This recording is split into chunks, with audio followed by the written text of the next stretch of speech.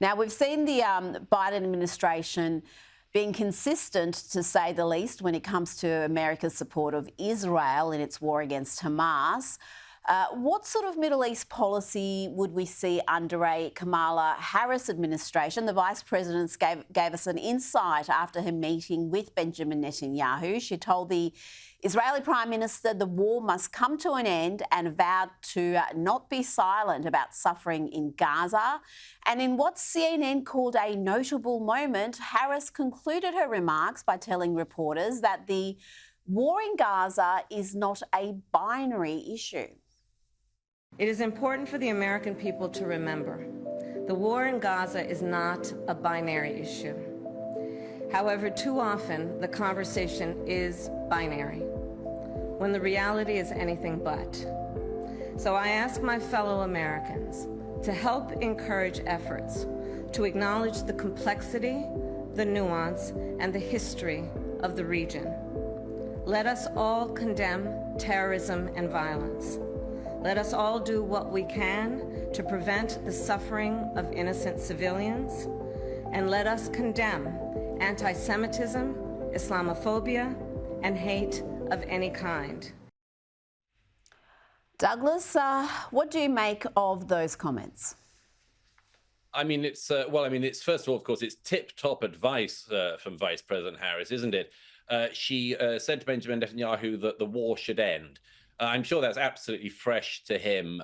He must be surprised that's never occurred to him or anyone in his government.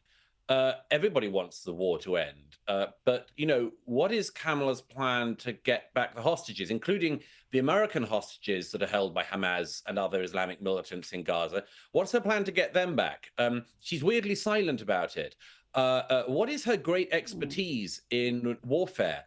Or indeed in anything much, to start lecturing an ally that is at war with an enemy that wishes to annihilate it.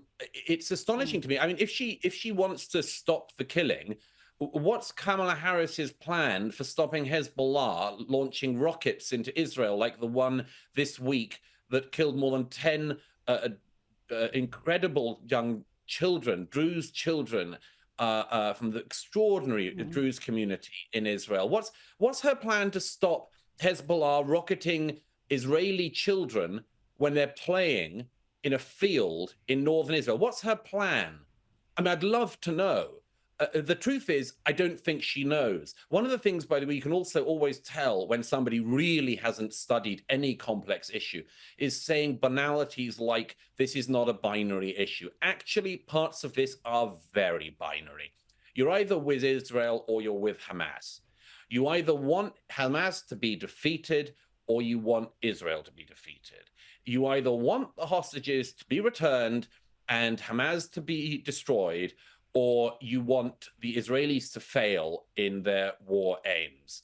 And so, no, sorry, that is binary. And if Kamala Harris doesn't think it is, perhaps she could look to her supporters, including the ones who were obviously enormously energized by her decision to skip the Netanyahu speech to the joint sessions of Congress in order to fulfill a very important sorority speaking engagement on the other side of the country. The people who took enormous courage from her stance and thought that history was behind them by turning out on the streets of DC, as I saw with my own eyes, shouting horrible slurs at, among others, black policemen who were doing their best to guard the Capitol that day and shouting white supremacists at them, and then marching through Washington, D.C., calling for the annihilation of Israel and the annihilation of the United States of America. These people were burning the American flag on the streets of Washington, D.C. So actually, that is kind of binary. Are you with the flag burners or against them?